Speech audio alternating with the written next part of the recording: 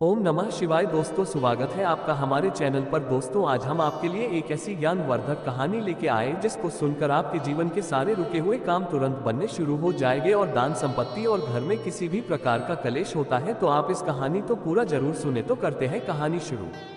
प्राचीन समय की बात है जब हिमालय पर्वत पर एक दिव्य राजा की बेटी देवी पार्वती अपने पिता के साथ निवास करती थी। पार्वती को भगवान शिव के प्रति अत्यधिक श्रद्धा और प्रेम था। उन्होंने भगवान शिव को अपने पति के रूप में पाने के लिए कठोर तपस्या की थी। जब पार्वती युवा हुई तो उनके पिता ने उनके विवाह के लिए योग्य वर की खोज शुरू की।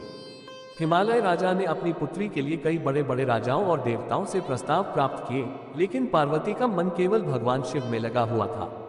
वह दृढ़ निश्चय कर चुकी थी कि अगर उनका विवाह होगा तो केवल भगवान शिव से ही होगा।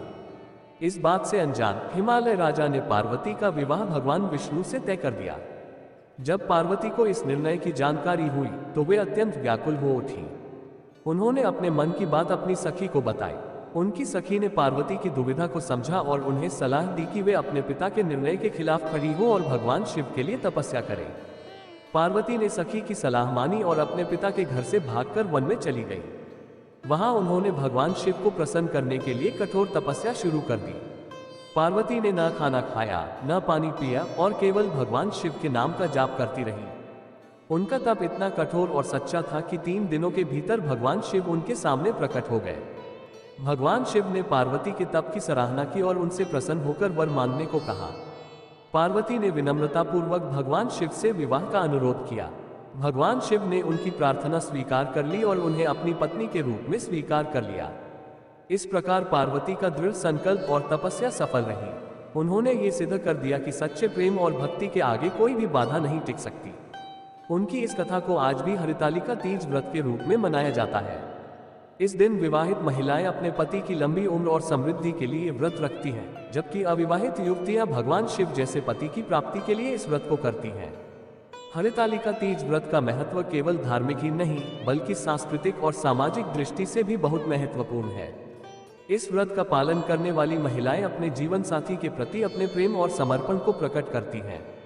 हरितालिका तीज के दिन महिलाएं 16 श्रृंगार करके माता पार्वती की पूजा करती हैं। वे दिन भर उपवास रखती हैं और शाम को सामूहिक रूप से व्रत कथा सुनती हैं। कथा सुनने के बाद ही वे अपना व्रत तोड़ती हैं। व्रत कथा में माता पार्वती और भगवान शिव की इस दिव्य प्रेम कहानी का वर्णन किया जाता है, जिससे महिलाएं प्रेरणा प्राप्त करती हैं और अपने जीवन में भी इसी तरह के प्रेम और समर्पण की कामना करती हैं। इस कथा का संदेश है कि सच्चा प्रेम और भक्ति सभी कठिनाइयों और बाधाओं को पार कर सकता है। जो भी व्यक्ति अपने उद्देश्य के प्रति सच्चे मन से समर्पित होता है उसे अंततः सफलता अवश्य मिलती है। ये कथा हमें ये भी सिखाती है कि जीवन में कठिनाइयां और चुनौतियां आती हैं, लेकिन धैर्य, समर्पण और ईश्वर में अटूट विश्वास के साथ हम उन्हें पार कर सकते हैं। पार्वती के तप और समर्पण की यह कथा हमें अपने जीवन के संघर्षों में भी दृढ़ और अडिग रहने की प्रेरणा देती है। यही कारण है कि हरितालिका तीज व्रत का पालन आज भी इतने श्रद्धा और विश्वास के साथ किया जाता है। इस कथा के माध्यम से हम ये सीख सकते हैं कि प्रेम और विश्वास की शक्ति अनंत होती है। जब पार्वती ने अपने प्रेम और भक्ति के बल पर भगवान शिव को प्राप्त किया तो ये सिद्ध हो गया कि सच्चे प्रेम में अपार शक्ति होती है जो किसी भी असंभव कार्य को संभव बना सकती है।